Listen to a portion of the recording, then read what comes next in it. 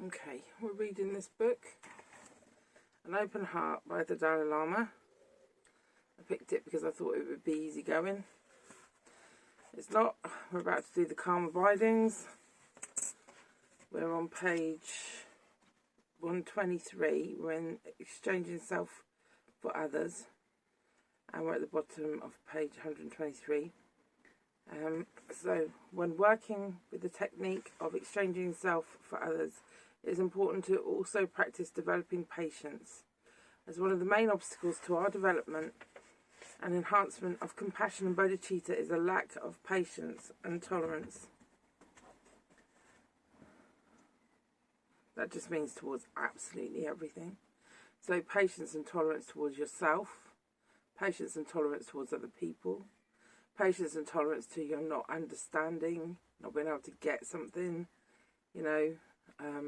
patience and tolerance against the relentless meditation and the irritations and stuff that come from that. It's not all good, is it?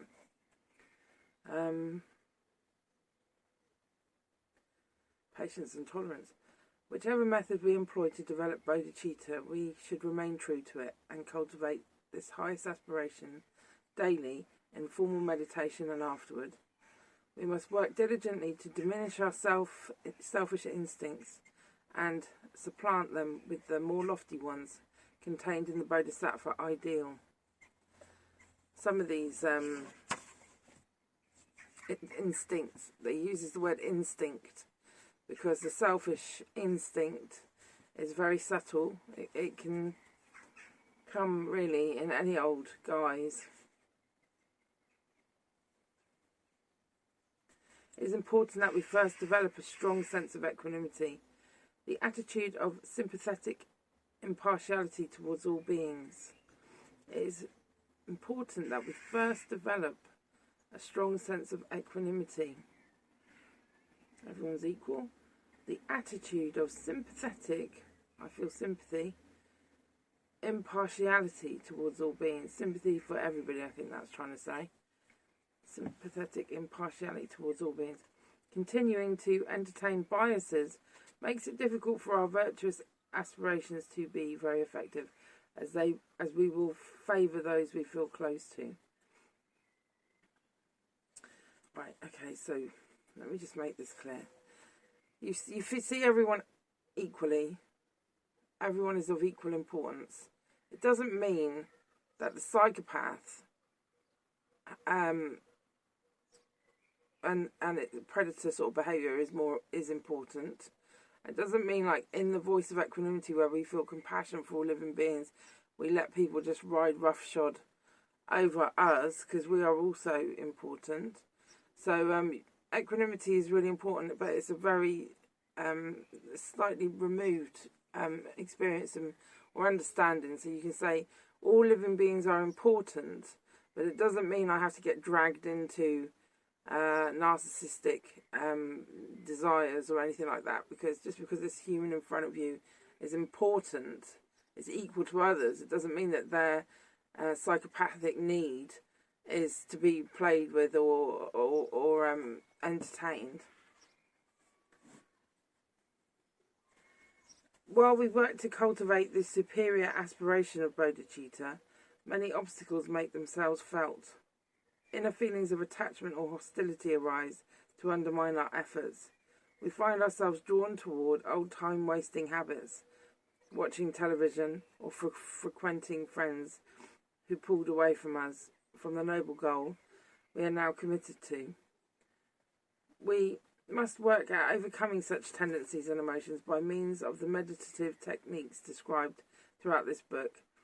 These are the steps that must be taken. First, we must recognise our afflictive emotions and bad habits as evidence of our continuing state of attachment and consider once again their harmful nature. Second, we must apply the appropriate antidotes and marshal the determination not to indulge in these emotions further. We must remain focused on our commitment to all sentient beings. We have been exploring the way to open our hearts. Compassion is the very essence of an open heart and must be cultivated throughout our journey.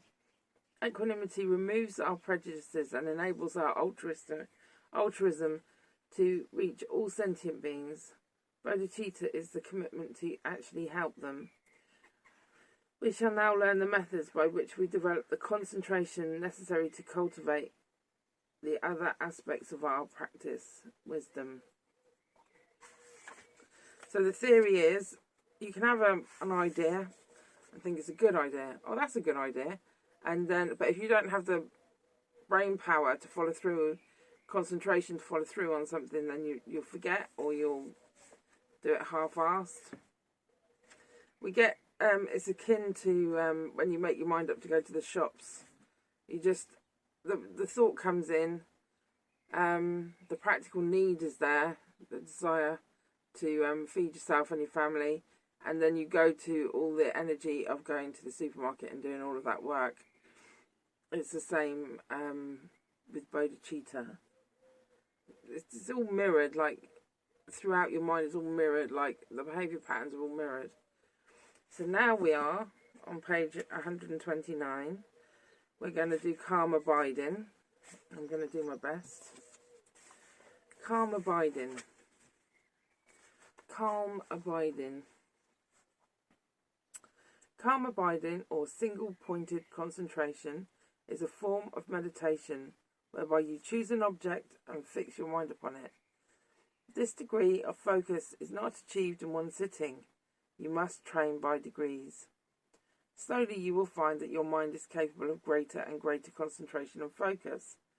Calm abiding is the steady state in which your mind is able to remain focused on a mental object for as long as desired, with a calm that is free from all distraction.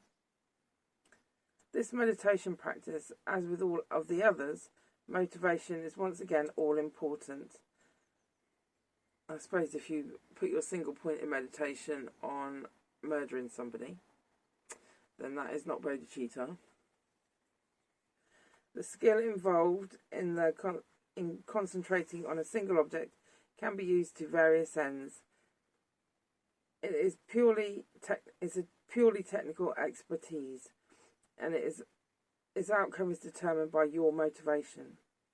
Naturally, as a spiritual practitioner, we are interested in virtuous motivation and a virtuous end. But it's not about sin, remember. Let us now analyse the technical aspects of this practice. See, this is where it gets interesting to me. And where I've been let down.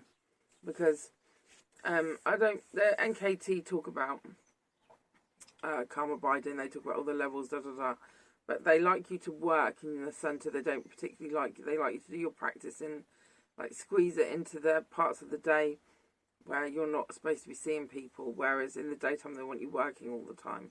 But there's a ramification to that. All of that social aspect of the NKT can be really detrimental to your practice, especially if you've got like a dodgy teacher who wants you to be adored above all others, or won't let any discussion happen in that group or whatever. All I've ever really wanted is to learn meditation. This is before. Now I don't really know what I want in Buddhism or whatever, but before, when I was started, I was only really interested in learning meditation and learning about the nature of the mind. And now I'm pretty confusing. Sorry, just got a notification on my phone. Now I feel quite churned up about it all. Calm abiding is practiced by members of many faiths. A meditator begins the process of training his or her mind by choosing an object of meditation. A Christian practitioner may take the Holy Cross or the Virgin Mary as the single point of his or her meditation. It might be harder for a Muslim practitioner because of the lack of imagery in Islam, though one could take one's faith in Allah for the object of meditation. The object of meditation need not be physical or visual object, therefore, meaning it can be a feeling. Therefore, one can maintain one's focus on a deep faith in God. One might also concentrate on the holy city of Mecca.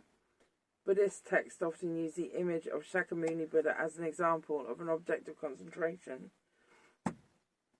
One of the benefits of this is that it allows one's awareness of the great qualities of Buddha to grow, along with one's appreciation of his kindness. The result is a greater sense of closeness to Buddha. That's because everything about a Buddha is a visual prop for a meaning. So like the big ears are patience and things like that. So when you're not just focusing on like a picture.